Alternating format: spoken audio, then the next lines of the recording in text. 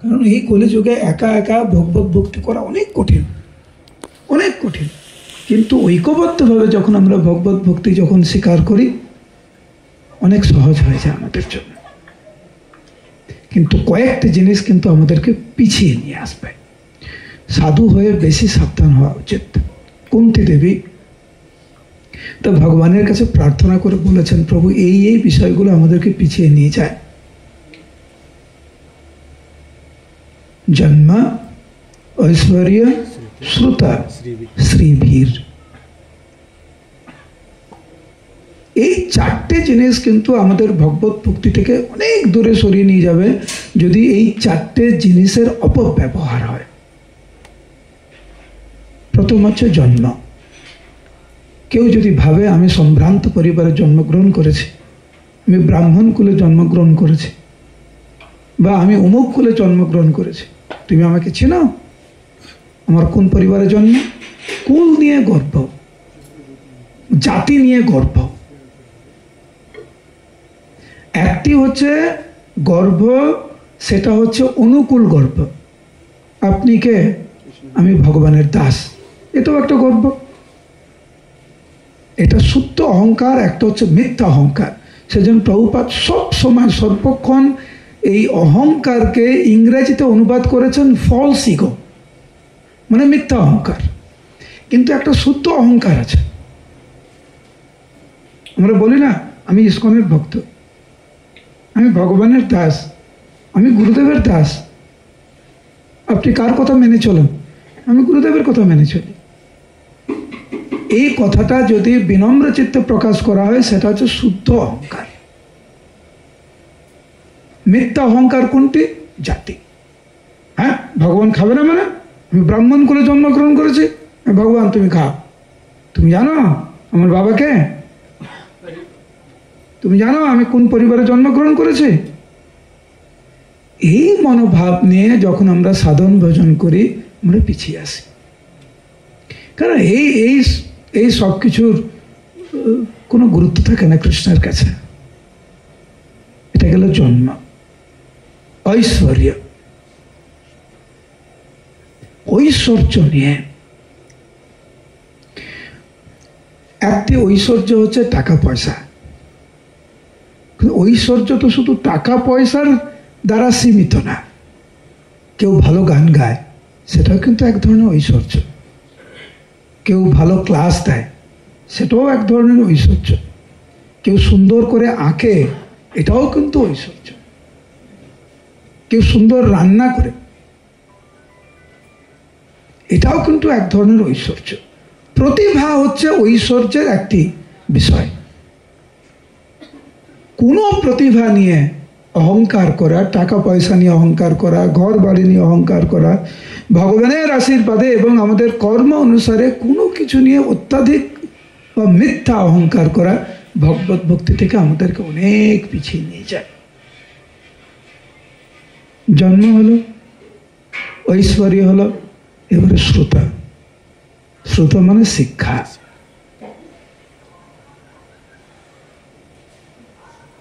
তোমার দ্বারা কিছু হবে না, আমার দ্বারা হবে। কেন না? আমি শিক্ষিত।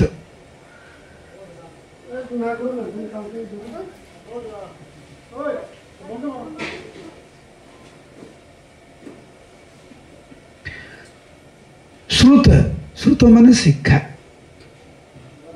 ভগবত ভক্তিতে শিক্ষা কিন্তু প্রতিকূল না, তো অনুকূল, যদি সঠিকভাবে ব্যবহার করা হয়। আমি তো ইস্কনের অনেক গুরুকে জানি, সন্ন্যাস নেওয়ার পরে, গুরু হওয়ার পরে, ইস্কনে 40 বছর থাকার পরে আবার কলেজে গিয়ে পড়াশোনা করেছে। তার মধ্যে অন্যতম আমাদের হৃদয়ানন্দ দাস গোস্বামী। ইস্কনে 40 বছর থাকার পরে তারপর উনি পিএইচডি করলেন। সে সময় তমলকৃষ্ণ গোস্বামী মহারাজ, উনিও প্রভুপাদের সবচাইতে ঘনিষ্ঠতম শিষ্য বলা হয় তমলকৃষ্ণ মহারাজকে, যাকে প্রভুপাদ সবচাইতে বেশি বিশ্বাস করতেন। কিন্তু ইস্কনে 30-40 বছর থাকার পরে উনি ভাবলেন না, একটা পিএইচডি নেব। কেন তাহলে ওই শ্রেণীর মানুষ আমরা কি বলছি ও শুনবে। সেই জন্য ডক্টর তমাল কৃষ্ণ গোস্বামী, শুনবো ওনার কথা। হৃদয়ানন্দ মহারাজ সংস্কৃতি নিয়ে পিএইচডি করলেন।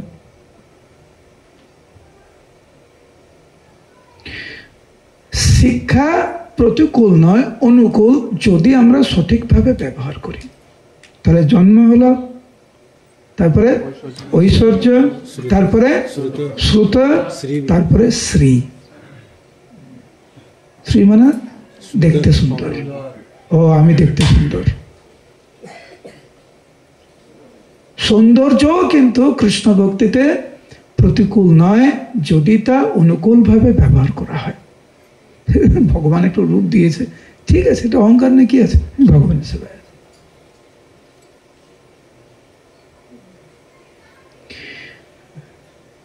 ঐশ্বর্যের মধ্যে একটি আমি বিষয় বললাম, তা হচ্ছে প্রতিভা। ভগবান কিন্তু প্রত্যেকটি জীবকে কোনো না কোনো প্রতিভা দিয়েছে, সবাইকে।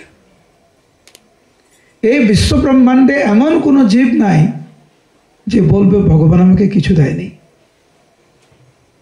কেউ আছে? হাত তুলুন, একজন হাত তুলুন যে বলবে ভগবান আমাকে কিচ্ছু দেয়নি।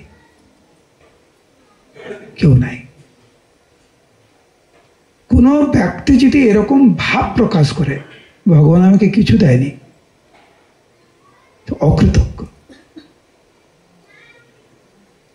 আপনি যে হাত উঠাবেন এটা তো একটু প্রতিভা। সবাই কিন্তু হাত উঠাতে পারে না, কেন? সবার হাত নাই। সবাই কিন্তু হাত উঠাতে পারে না। হসপিটালে যান একবার, আইসিইউতে যান, এই মুহূর্তে কত মানুষ, আমরা যে ক্লাস দিচ্ছি এখন, যে হরিকথা হচ্ছে, এই হরিকথার সময় সারা বিশ্বে কত হাজার মানুষ মারা যাচ্ছে। 1 মিনিটে 2 মিনিটের মধ্যে হাজার হাজার মানুষ মারা যাচ্ছে। ওরা তো হাত তুলতে পারছেন না, আপনি তো হাত তুলতে পারছেন। যখন হাত তুলতে যখন পারেন, 2 হাত তুলে হরিবল বলবেন। কথা যখন বলতে পারবেন, ভগবানের নাম করুন। হাঁটতে যদি পারেন, হেঁটে হেঁটে মন্দিরে যান, ভগবানের সেবা করুন। কবিতা লিখতে জানেন, ভগবানের সম্বন্ধে কবিতা লিখুন।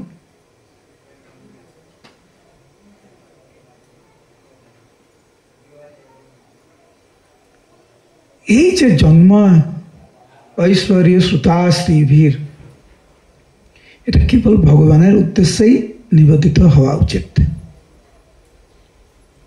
সাধারণত জাতি কুল সর্ব নিরর্থক বুঝাইতে জন্মিলেন হরিদাস অধম কুলেতে। আবার বলছি, জাতি কুল সর্ব নিরর্থক বুঝাইতে, চৈতন্য ভাগবতের শ্লোক। নিরর্থক শব্দ বুঝতে পারছেন কিরকম? এর কোনো মূল্য নাই। এই যে জাতি কুল, এগুলো সব নিরর্থক যদি ভগবানের সেবায় নিয়োজিত না হয়। এখানে কয়েকজন ব্রাহ্মণ কুলে জন্মগ্রহণ করেছেন? একটু হাত তুলবেন। একজন আছেন, 2 জন, 3 জন, 4 জন, 4-5 জন আছে। আপনারা উত্তম কুলেতে জন্মগ্রহণ করেছেন। এইরকম যদি হতো যে যারা উত্তম কুলে জন্মগ্রহণ করেছে তারাই ভগবানের আশীর্বাদ পাবে, আমরা সব বঞ্চিত হয়ে থাকব, তাহলে আমাদের কি গতি হবে? চৈতন্য ভাগবতের কথা শুনে, অধম কুলেতে যদি বিষ্ণু ভক্ত হয়, বলুন, অধম কুলেতে যদি বিষ্ণু ভক্ত হয়, আরেকবার, অধম কুলেতে যদি বিষ্ণু ভক্ত হয়, তো শাস্ত্রের কথা হচ্ছে কলৌ শূদ্র সম্ভব।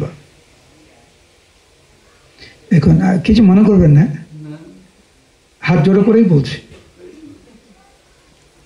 ভগবান এই যে বর্ণাশ্রম সৃষ্টি করেছে না, এটা গুণ ও কর্ম বিভাগ আছে। গুণ এবং কর্ম অনুসারে আপনি ব্রাহ্মণ কুলে জন্মগ্রহণ করেছেন কিন্তু নাস্তিক, কখনো শাস্ত্র অধ্যয়ন করেননি, সাধু সঙ্গ করেননি, সাধু বৈষ্ণব গুরুবৃন্দের নিন্দা করে থাকেন, ওই রকম ব্রাহ্মণ কুলেতে জন্মগ্রহণ করে কি লাভ? কিন্তু কোনো অধম কুলে ব্যক্তি জন্মগ্রহণ করেছেন, অধম কুলেতে যদি বিষ্ণু ভক্ত হয় তথাপিও সেই পূজ্য সর্পশাস্ত্রে কয়, তথাপিও সেই পূজ্য। সে অধম কুলে জন্মগ্রহণ করেছে কিন্তু সে বিষ্ণু ভক্ত। বৃন্দাবন দাস ঠাকুর, যিনি নিত্যানন্দ প্রভুর শেষ শিষ্য ছিলেন, উনি বলছেন ইনি কিন্তু সবার পূজ্য। কে বলেছে? সর্পশাস্ত্রে কয়। কিন্তু উত্তম কুলেতে জন্মে শ্রীকৃষ্ণ না ভজে, উত্তম কুলে জন্মগ্রহণ করেছে কিন্তু ভগবানের ভক্ত হলো না, কুলে তার কি করিবে নরকেতে মজে। যখন মৃত্যু হবে আপনি তখন বলবেন, এ যমদূত, তুমি জানো আমি ব্রাহ্মণ কুলে জন্মগ্রহণ করেছি? হ্যাঁ, তুমি আমাকে চিনো? তুমি জানো আমার ব্যাংকে কত টাকা আছে? আমরা ঘুষ দিতে অভ্যস্ত, তাই না? যমদূতকে ঘুষ দেবেন? যাকে দেখতে সুন্দর বলবেন আমি দেখতে সুন্দর, এখন নিও না। তুমি জানো আমি কত সুন্দর ক্লাস দিই, তুমি জানো আমি কত সুন্দর গান গাই, তুমি জানো আমি কত সুন্দর আঁকতে পারি। আরে আমার রান্না যদি তুমি একবার খাও। তো এই জন্ম, সোয়ারিয়া, সুতা, শ্রীভীর এগুলো যমদূতকে বলতে পারবেন? সেই জন্য বৃন্দাবন দাস ঠাকুর এখানে সাবধান করেছেন, কুলে তার কি করিবে নরকেতে মজে। মহাপ্রভুর এই যে শিক্ষা, এতক্ষণ যে আমরা আলোচনা করলাম, এইটা প্রতিষ্ঠা করার জন্য জন্মিলেন হরিদাস অধম কুলেতে।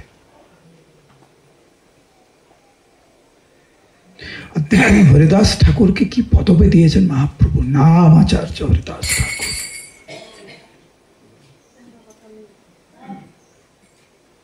নামের আচার্য। হরিনামের মাধ্যম দিয়ে মহাপ্রভু অকাতরে প্রেম বিতরণ করেছেন, সেই হরিনামের আচার্য। আমাদের আছে না সঙ্গীত আচার্য, গান শেখার যোগা আচার্য, কত রান্নার আচার্য, কত আচার্য আছেন। নামের আচার্য, যার মাধ্যম দিয়ে ভগবানকে আকর্ষিত করা যায়, সেই হরিনাম যা ভগবানের থেকে অভিন্ন নামাচার্য। মহাপ্রভুর ইচ্ছায় উনি অধম কুলে জন্মগ্রহণ করলেন। তো আমরা যদি ভক্ত হওয়ার বাসনা পোষণ করি, বৃন্দাবন দাস ঠাকুরের এই শিক্ষা যেন আমরা খুব সুন্দরভাবে উপলব্ধি করি, আর কখনো যেন এরকম না ভাবি ও আমার দ্বারা হবে না, আমি তো দেখতে সুন্দর না, আমি তো ভালো কুলে জন্মগ্রহণ করিনি, আমার তো সেরকম প্রতিভা নেই, টাকা পয়সা নেই, আমার তো সেরকম শিক্ষাগত যোগ্যতা নেই, আমার দ্বারা হবে না। এই মনোভাব হচ্ছে অশাস্ত্রীয় মনোভাব। শাস্ত্রীয় মনোভাব হচ্ছে ভগবানের আশীর্বাদে আপনি যতটুকু পেয়েছেন ততটুকুই অনুকূলভাবে আপনি ভগবানের সেবায় লাগান, নিয়োজিত করুন নিজেকে, দেখবেন ভগবান কোথা থেকে কোথায় নিয়ে যাবেন।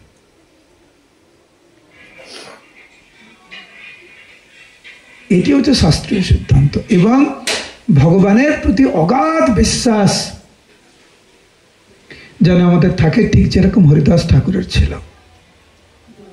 আপনারা সব হরিদাস ঠাকুরের জীবনী শুনেছেন, কত নির্যাতনের মধ্যে দিয়ে উনি গিয়েছেন, কত কটূক্তি ওনাকে নিয়ে। ওনাকে তো হত্যা করার জন্য তখনকার দিনের যিনি স্থানীয় রাজা ছিলেন, ওনার সর্বশক্তি দিয়ে ওনাকে হত্যা করার চেষ্টা করেছেন, সৈন্য দিয়ে।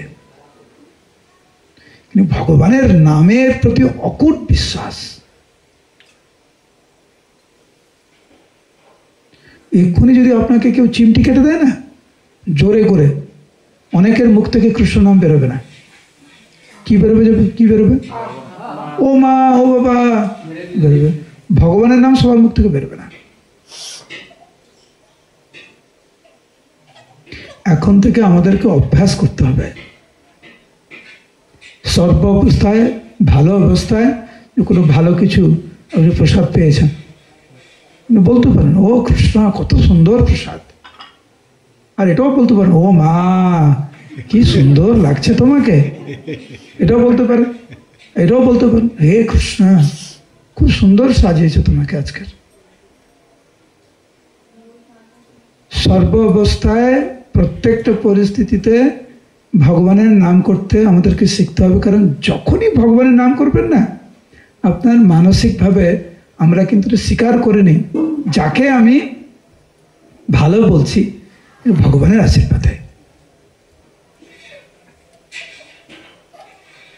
এবং দেখবেন মায়া বিভিন্নভাবে নামের প্রতি আমাদের যে টান, সেটা থেকে যেন আমরা বিচ্যুত হয়ে যাই, তার জন্য কিন্তু অনেক প্রচেষ্টা। কখনো তর্কের খাতিরে, কখনো অনেক কঠিন পরিস্থিতির মধ্যে দিয়ে আমাদেরকে ভগবান দেন। আমার মনে আছে মায়াপুরে একজন ভক্তের একটি কন্যা, ছোট্ট বাচ্চা, গঙ্গায় তলিয়ে যায়। তো স্বাভাবিকভাবে বাবা পুরো ভেঙে পড়ে। ভক্ত, আমার মনে আছে আমি তখন মায়াপুরে ছিলাম, আমি তখন দায়িত্বে ছিলাম। আমাকে বলা হলো যে অমুক ভক্তের বাচ্চা, ছোট্ট মেয়ে গঙ্গায় তলিয়ে গেছে, আপনি আসলে একটু ভালো হয়। তো আমি সঙ্গে সঙ্গে দৌড়ে গেছি। দেখছো গঙ্গার ধারে একদম পুরো ভেঙে পড়েছে একদম। তারপরে আমাকে বলছে আমি ভগবানকে বিশ্বাস করি না, আমি কারোকে বিশ্বাস করি না, আর কারোকে বিশ্বাস করি না। আমি ভগবানকে যদি আমি বিশ্বাস করতাম, এত সেবা করেছি ভগবানকে বিশ্বাস করে, তাহলে আমার কেন এটা হলো? তো ঘরে আসলো, ঘরে এসে অনেক কিছু হলো, আর বলতে চাই না ক্লাসে। তো ধীরে ধীরে ধীরে ধীরে ধীরে ধীরে শান্ত হলো। ভগবান আমাদেরকে অনেকভাবে পরীক্ষা করবেন। পরীক্ষায় বসার জন্য আমরা ভয় যেন না পাই। ভালো হতে চান, পরীক্ষায় বসবেন না? ভালো রান্না করতে চান, পরীক্ষায় বসবেন না? ভালো ভক্ত হতে চান, পরীক্ষায় বসবেন না? পরীক্ষায় তো বসতে হবে। যে কোনো বিভাগে পারদর্শিতা লাভ করার জন্য পরীক্ষা আপনাকে বসতেই হবে। তো ডাক্তার, ইঞ্জিনিয়ার হবেন, কতবার পরীক্ষায় বসতে হয়? ভক্ত জীবনের শেষ নিঃশ্বাস পর্যন্ত পরীক্ষায় বসতে হবে। এর জন্য আমরা মানসিকভাবে তৈরি থাকি নিজেদেরকে। কখনো ভাববেন না ও এই অসুবিধা যদি আমি একটু এড়িয়ে যেতে পারি তাহলে আর কোনো সমস্যা নাই। ওইটা পেরোবেন, আরেকটি হাজির। ভক্ত সমাজে আমি দেখি, প্রভু ওনাকে সরিয়ে দেন একটু, ম্যানেজমেন্টের কথা বলছি, ম্যানেজমেন্টে থাকি তো, একটু সরিয়ে দেন প্রভু, ওনাকে যদি একটু সরিয়ে দেন আমাদের সমাজে শান্তি আসবে। আমি বলি ওনাকে সরাতে পারি আমি, কিন্তু তৈরি থাকুন, যেই দিনকার সরাবো আরেকজন ওরকম উপস্থিত হয়ে যাবে। এটা প্রকৃতির নিয়ম। আমাদের মধ্যে সবাই ওরকম এক একটা মহাপুরুষ আছে যে আমাদেরকে বিড়ম্বনা দিতেই থাকে, সে সর্ব অবস্থায়। এটা আমার জীবনের এক্সপিরিয়েন্স নেই বলছি। কখনো ভাববেন না এই ভক্তের জন্য আমি জব করতে পারছি না, প্রভু ওনাকে একটু বুঝান, ওনাকে এখান থেকে সরান, অন্য কোথায় দায়িত্ব দেন, দেখবেন আমি কত ভালো ভক্ত হব। প্রকৃতির নিয়ম হচ্ছে এই পৃথিবীর যত মানুষ আছে না, সবার পিছনে এক দুজন করে আছে যে আপনাকে সবসময় বিড়ম্বনা ফেলবে। আর এক দুজন আছে সর্ব অবস্থায় আপনাকে সহায়তা করবে, আপনার পাশে থাকবে।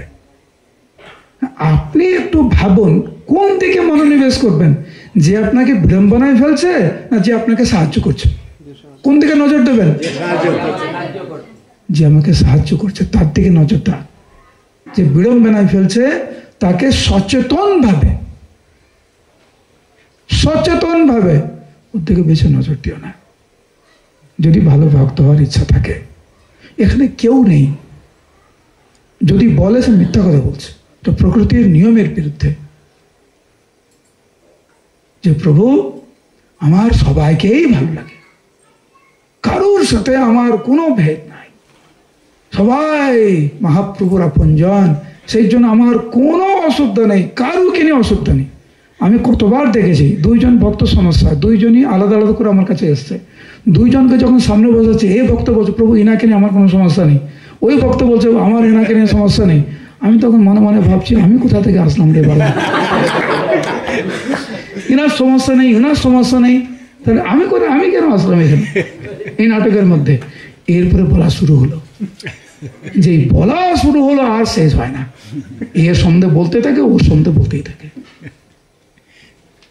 প্রকৃতির নিয়মকে আমাদের মানতে হবে যে ভগবান আমাদেরকে সাহায্য করার জন্য ভক্তদেরকে পাঠিয়েছেন এবং আমাদেরকে তৈরি করার জন্য আমাদেরকে কয়েকজনকে পাঠিয়েছেন যারা আমাদেরকে একটু কষ্ট দেয়। ওই কষ্ট যারা দিচ্ছে তারাও কিন্তু আপনাকে সাহায্য করছে। হরে কৃষ্ণ, একটু উচ্চস্বরে হরে কৃষ্ণ। আমি জানি এটা মানতে একটু কষ্ট হবে যে যারা আমাকে কষ্ট দিচ্ছে তারাও আমাকে তৈরি করছে, একদম 100%।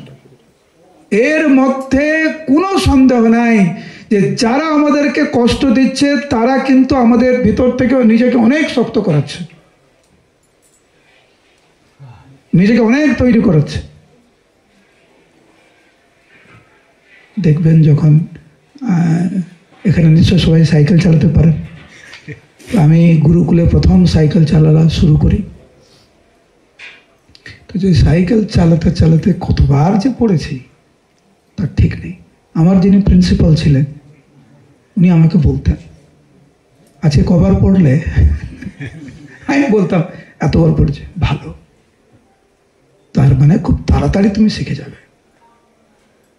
তারপরে যখন চালাতে শিখলাম, আজকে কবার পড়লে, আজকে একবারও পড়িনি, আগে যে পড়েছিলে ওখান থেকে কি শিখলে, হ্যাঁ এইটা এই জন্য আমি পড়ে গেছিলাম, ভালো, ভেরি গুড। তো যারা আমাদের তথাকথিত বিড়ম্বনায় ফেলছে তারাও কিন্তু আমাদেরকে বিভিন্নভাবে সাহায্য করছে। ওইভাবে মেনে চলুন, অনেক শান্ত থাকবেন। আরেকবার বলুন হরে কৃষ্ণ।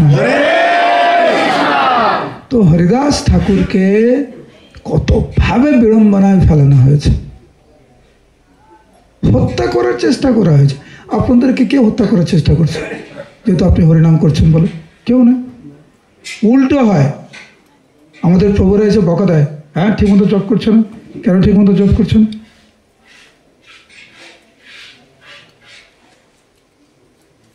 গোপাল চক্রবর্তী পুরো একদম সভাতে, সব পণ্ডিতের সভা, সম্ভ্রান্ত পরিবারের সবাই, সাধারণ ভক্ত, সব ভালো ভালো সব ভক্ত, তাদের সভায় যখন হরিনাম নিয়ে যখন আলোচনা হচ্ছে, হরিনামের ফল কি, অনেকে অনেক কিছু বলছে, কিন্তু আসল কথা যেটা শেষে সংক্ষিপ্ত হলো যে হরিনামের ফল হচ্ছে মুক্তি। হরিদাস ঠাকুর বললেন, হরিদাস কহে নামের এই দুই ফল নয়, এই দুই ফল মানে একটা হচ্ছে পাপ থেকে মুক্তি আর একটা হচ্ছে মুক্তি।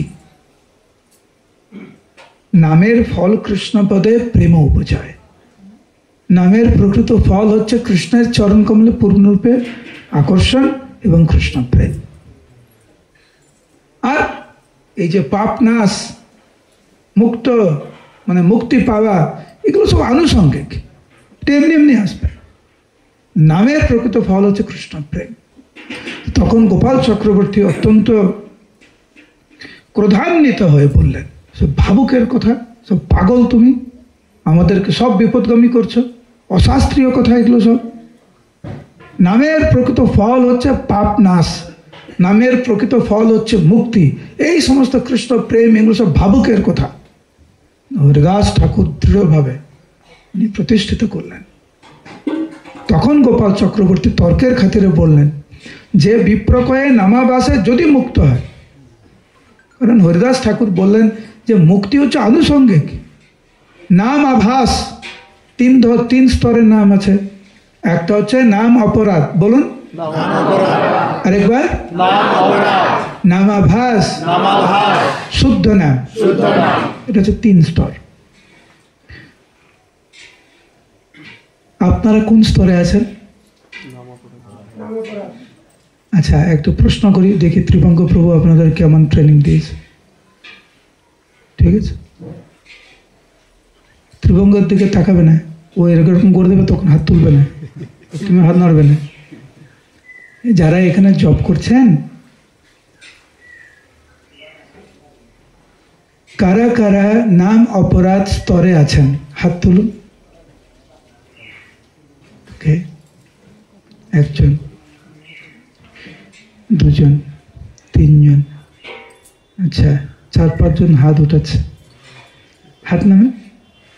কারা কারা নামাভাস স্তরে আছেন হাত উঠান।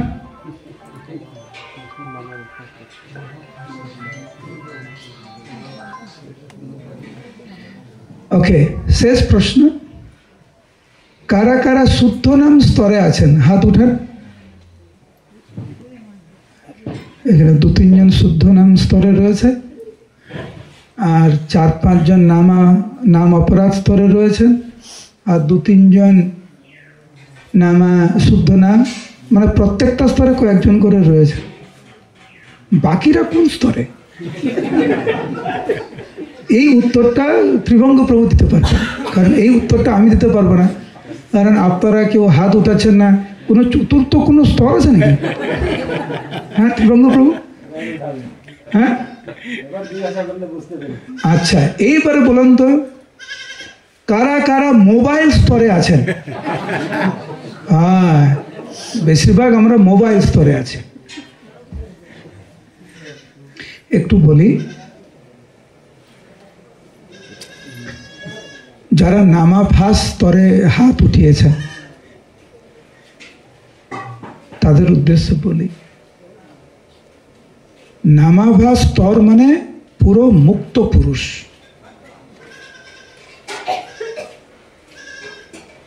কোনো পাপ করতে পারে না সে,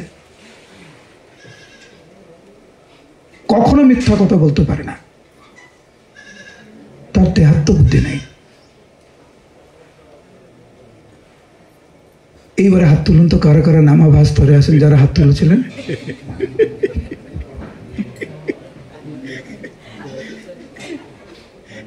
আর যারা কয়েকজন হাত উঠিয়েছিলেন শুদ্ধ নাম, আমি আপনাদের চরণ কমলে আমার সশ্রদ্ধ প্রণাম। দয়া করে আমাদেরকে সবাইকে আশীর্বাদ করবেন, কারণ শুদ্ধ নাম একবার, কেউ যদি শুদ্ধ নাম করতে পারে একবার, ভগবান কৃষ্ণ চৈতন্য চরিতামৃতে বর্ণনা করে, মানে চৈতন্য চরিতামৃতে কৃষ্ণের ভাবটি কৃষ্ণদাস কবিরাজ গোস্বামী প্রকাশ করেছেন। কৃষ্ণ সেই ভক্তের পূর্ণরূপে দায়িত্ব নেন এবং সে কৃষ্ণকে তার ভক্তির বন্ধনে আবদ্ধ করে নিয়েছে। কৃষ্ণ তার, আমরা বলি না, কৃষ্ণ সে তোমার, তুমি দিতে পারো, তোমার শকতি আছে, আমি তো কাঙাল, কৃষ্ণ কৃষ্ণ বলি, ধাই তব পাছে পাছে। এটা কিন্তু শুদ্ধ নাম স্তরে।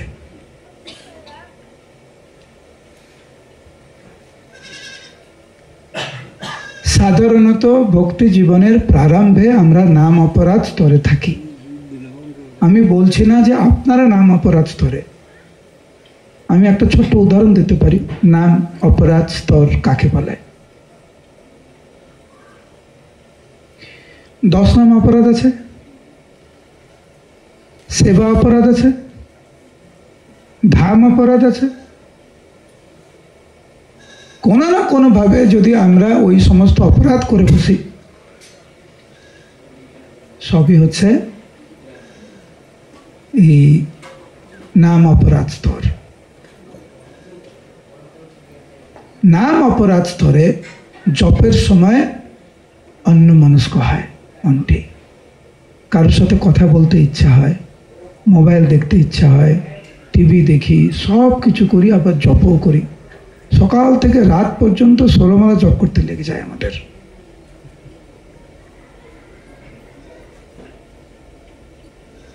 কেন এটা জিজ্ঞাসা করছি?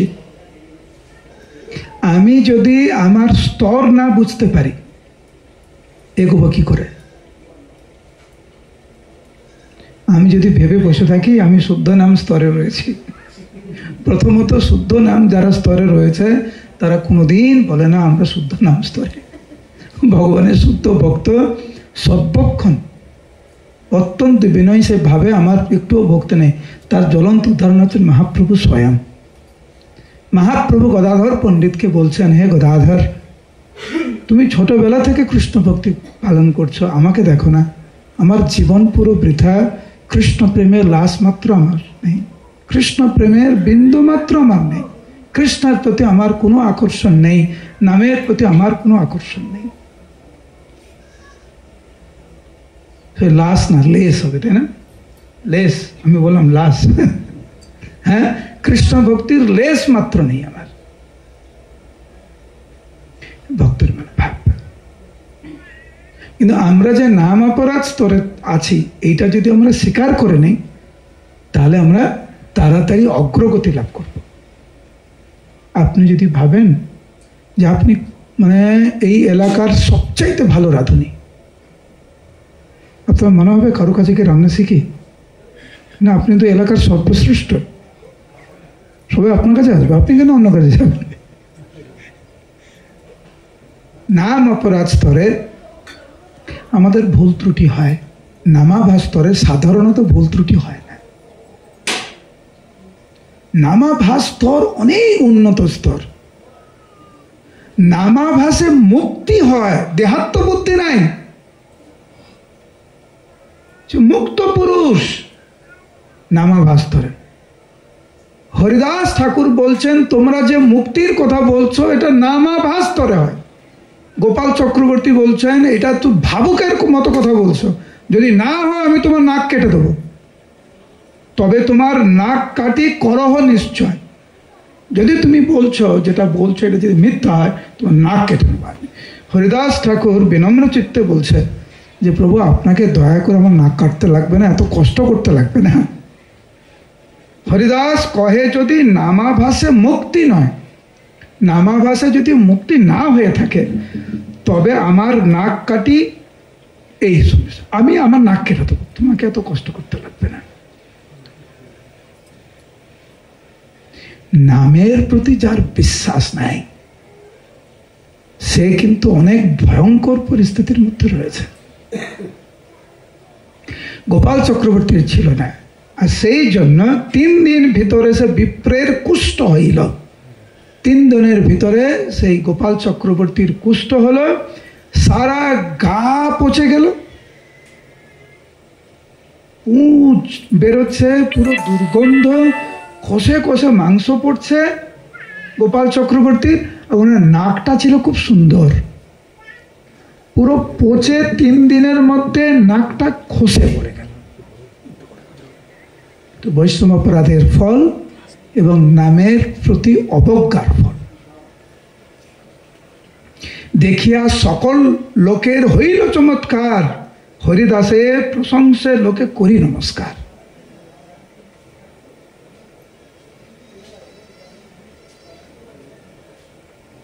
হরিনামের মহিমা আপনারা অল্প একটু শুনলেন, হরিদাস ঠাকুরের মহিমা শুনলেন। আজকের মতো শেষ যে বিষয়টি আমি আলোচনা করতে চাইছি, সবাই একটু মন দিয়ে শুনবেন। বলুন হরে কৃষ্ণ। আমরা অনুকরণ করতে খুব ভালোবাসি, অনুসরণ করতে না। প্রভু ওই রকম চাদর পরে, আমি ওই রকম চাদর পরব। প্রভু ওই স্টাইলের জামা পরে, আমি ওই স্টাইলের পরব। তাহলে ভক্তরা ভাববে আমি উন্নত। কারুকে অনুকরণ করে কখনো ভক্তি জীবনে উন্নতি করা যায় না, অনুসরণ করে করা যায়। এইটা নিয়ে অল্প আলোচনা। আমি দেখেছি, আচ্ছা এই উদাহরণটা দিলাম না, অনেকে অন্য কিছু ভাবতে পারে। মোটামুটি শিক্ষা হচ্ছে আমরা যেন অনুকরণ না করি, অনুসরণ যেন করি। তো একবার ফুলিয়াতে, আমাদের নবদ্বীপে, মায়াপুরের খুব কাছেই, মানে ফুলিয়া হচ্ছে রানাঘাটের আগে, তাই না? কৃষ্ণনগরের পরে, হ্যাঁ, কৃষ্ণনগরের পরে হচ্ছে ফুলিয়া, ফুলিয়ার পরে হচ্ছে আমাদের হবিবপুর, হবিবপুরের পরে রানাঘাট। তো কৃষ্ণনগর আর আমাদের যে হবিবপুরের মন্দির আছে তার মাঝামাঝি হচ্ছে ফুলিয়া। ওইখানে হরিদাস ঠাকুর হরিনাম করছিলেন, গুফা আছে ওইখানে। আর ওইখানে অদ্বৈত গোসাই বাংলাদেশ থেকে এসে ফুলিয়াতে শিক্ষা লাভ করেছিলেন অনেক বছর। ওইখানে ওনার শিক্ষক ছিলেন, ওখান থেকে উনি পড়াশোনা করেছেন। বাংলাদেশে করেছে, বাকিটা উনি ফুলিয়াতে করেছেন। তো একদিন হরিদাস ঠাকুর গ্রাম দিয়ে যাচ্ছে, ফুলিয়ার গ্রাম দিয়ে যাচ্ছে। তো উনি দেখলেন দূর থেকে এক অদ্ভুত কীর্তন শুনলেন হরিদাস ঠাকুর, এবং যিনি গাইছেন পুরো প্রেম দিয়ে গাইছেন। একটা লীলা গাইছিলেন, কি? কালিয়া দমন লীলা। শুনেছেন আপনারা সবাই কালিয়া দমন লীলা? তো ওই কালিয়া দমন লীলা কীর্তন অঙ্গে উনি গাইছেন, খুব সুন্দর। হরিদাস ঠাকুর ওটা শুনে খুব আকৃষ্ট হয়ে ওই কাছে এসছে, দেখছে না অনেক লোক জড়ো হয়ে গেছে, অনেক লোক জড়ো হয়ে গেছে। আর মাঝখানে একজন সাপুড়িয়া, সাপুড়িয়া ছিলেন যে সাপ ধরে আর সাপের খেল দেখায়, এখানে আছে, এরকম করে বাজনা বাজায় আর সাপটা এরকম করে নাচে। সাপুড়িয়া, সাপুড়িয়ায় বাজনা বাজাচ্ছে, গাইছে, আর সাপটা এরকম করে করে নাচছে। সারা গ্রাম থেকে এটা দেখতে এসছে। হরিদাস ঠাকুর যখন ওই ভক্তের সান্নিধ্যে এসেছেন এবং দেখছেন কিভাবে নামে, ভগবানের নামে সাপটাও নাচছে, আরে সাপুড়িয়া কত সুন্দরভাবে কৃষ্ণ নাম গাইছে, কালিয়া দমন লীলা গাইছে, সঙ্গে সঙ্গে হরিদাস ঠাকুর ওই গান শুনতে শুনতে ওইখানে অজ্ঞান হয়ে পড়ে গেছে। যখন হরিদাস ঠাকুর অজ্ঞান হয়ে পড়ে যায়, তখন গ্রামবাসীরা ভাবছেন এ কত মহান ভক্ত, ভগবানের নাম করতে করতে উনি অজ্ঞান হয়ে পড়ে গেলেন। সবাই ওনার চরণ ধরে নিচ্ছে, হ্যাঁ, সবাই চরণ ধরে নিয়ে ওনার মস্তক, ভক্তদের নিজেদের মস্তকে ধারণ করছেন, হরিদাস ঠাকুরের মহিমা প্রকাশ করছেন, জয় হরিদাস, জয় হরিদাস, জয় হরিদাস করছেন। ওইখানে একজন দাম্ভিক ব্রাহ্মণ ছিল, সে ভাবছে আমি বিদগ্ধ পণ্ডিত, ব্রাহ্মণ কুলে জন্ম, আমাকে কেউ সম্মান দিচ্ছে না, আর এই ভাবুক কান্না করতে করতে অজ্ঞান হয়ে গেল, তাতে সবাই ওনার চরণ ধরে নিচ্ছে। আমি যদি ওরকম কান্না করার ভান করি এবং যদি অজ্ঞান হওয়ার ভান করি, সবাই আমার চরণ ধরে নেবে, সবাই আমার মহিমা বুঝতে পারবেন। তো এইটি হচ্ছে উচিত। তো সবাই যখন হরিদাস ঠাকুরের চরণ ধরে নিচ্ছিলেন, এই ব্রাহ্মণটি হঠাৎ করে হে কৃষ্ণ, হে কৃষ্ণ, হে কৃষ্ণ বলে মাটিতে পড়ে গেল, অজ্ঞান হওয়ার ভান করছে। গ্রামবাসীরা তখন ভাবছে আমাদের কি সৌভাগ্য ছিল, একটি মহাভাগবত, এখন আমরা পেলাম আরেকটি মহাভাগবত, তাহলে দুটি মহাভাগবতকে আমরা পেয়ে গেলাম, নিতাই গৌর প্রেমানন্দে। এখন হরিদাস ঠাকুরের চরণ ধুলে নিয়ে এখন ওই ব্রাহ্মণের চরণ ধরে নিচ্ছে সবাই। আর যখন চরণ ধরে নিচ্ছে, ব্রাহ্মণটা মনে মনে ভাবছে এইবারে বুঝলাম কি করে সম্মান পেতে হয়। সবাই হচ্ছে ওনার চরণ ধরে নিচ্ছে, আর উনি মনে মনে ভাবছে বাহ, এইবারে সবাই আমার মহিমা বুঝতে পারলো। গ্রামবাসীরা সরল ভাবছে এও সাধু, এও সেই স্তরের। সাপুড়িয়া যে হচ্ছে ভগবানের ভালো ভক্ত, সে কিন্তু বুঝতে পেরেছে যে হরিদাস ঠাকুরকে নকল করছে, তো ভণ্ড। একজন হচ্ছে আসল আর একজন হচ্ছে নকল, এবং গ্রামবাসীরা যে এইভাবে প্রতারিত হচ্ছে এটা তো ঠিক না, ভুল শিক্ষা যাবে, মানুষের ভুলটা ভাঙানো উচিত। তখন নিয়েছে একটা লাঠি, লাঠি নিয়ে ওই ব্রাহ্মণকে যে অজ্ঞানের ভান করছিল দিয়েছে এক ঘা জোরে। প্রথমে না ও শক খেয়ে গেছে, ও তো অজ্ঞান হয় নাই না, ও তো অজ্ঞান হয়নি। ও তখন ভাবছে হায় রে হায়, এতক্ষণ ধরে সম্মান পাচ্ছি, মেয়ে কি পাচ্ছি এখন, কিন্তু সম্মান যদি পেতে হয় এই কষ্টটাও পেতে হবে আমাকে। আবার মেরেছে ওই সাপুড়িয়া, এমন জোরে মেরেছে, তখন ওই ব্রাহ্মণ ভাবছে আর পারবো না, আর পারবো না। তখন আবার মেরেছে, বাপরে বাপরে, বাঁচাও রে বাঁচাও রে করে ব্রাহ্মণ দৌড়। তো গ্রামবাসীরা তখন ধরেছে ওই সাপুড়িয়াকে। সাপুড়িয়াকে বলছে, প্রভু এ আপনার কেমন ব্যবহার,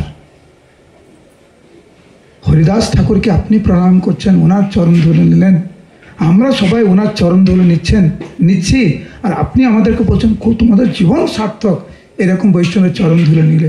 আর একই রকম বৈষ্ণব ক্রন্দন করতে করতে, হা কৃষ্ণ ক্রন্দন করতে করতে ভূমি তো লুটিয়ে পড়লো, আর আপনি তাকে মারলেন। তখন সেই সাপুড়িয়া সবাইকে বুঝাচ্ছে যে হরিদাস ঠাকুর যখন কীর্তনে নৃত্য করে অখিল বিশ্ব ব্রহ্মাণ্ডের মালিক পরপুরুষোত্তম ভগবান শ্রীকৃষ্ণ নৃত্য করে, ভগবানের অত্যন্ত প্রিয় ভক্ত এই হরিদাস, নামাচার্য হরিদাস ঠাকুর। এ ভণ্ড, দেখলেন না, দুটো মারলাম, মুখ থেকে আর কৃষ্ণ নাম বেরোয় না, কি বেরোলো, পাপ বেরোলো। বললাম না একটু আগে, যদি আমাদের চিমটি কেটে না হঠাৎ করে কৃষ্ণ নাম বেরোবে না, পাপ বলে দৌড়াচ্ছে। হরিদাস ঠাকুরের অনুকরণ নয়, অনুসরণ করা উচিত, গুরুবর্গের অনুসরণ করা উচিত, অনুকরণ নয়। তো আজকের আমরা ক্লাসে মূলত দুটি বিষয় আমরা আলোচনা করলাম। এক বিষয় হচ্ছে যে জন্ম, ঐশ্বর্য, শ্রুত এবং শ্রী যদি আমাদের কাছে থাকে, আমরা যেন অনুকূলভাবে তো ভগবানের সেবায় নিয়োজিত করি, তাহলে এই জন্ম, ঐশ্বর্য, শ্রুত এবং শ্রী আমাদেরকে বিড়ম্বনায় ফেলবে না। যদি আমরা ভগবান যা দিয়েছেন আমাদেরকে, যদি আমরা ভগবানের সেবায় নিয়োজিত না করি, আমাদের অবস্থা খুব করুণ অবস্থা হবে। এইটি প্রথম শিক্ষা। দ্বিতীয় আমরা শিখলাম আজকের যে ভক্তদের মূল উদ্দেশ্য যেন থাকে নামের প্রতি টান। কোনো অবস্থা যেন আমাদের নামের প্রতি যে টান, সেটা যেন সংকুচিত না হয়, কমে না যায়, সেই দিকে নজর দেওয়া।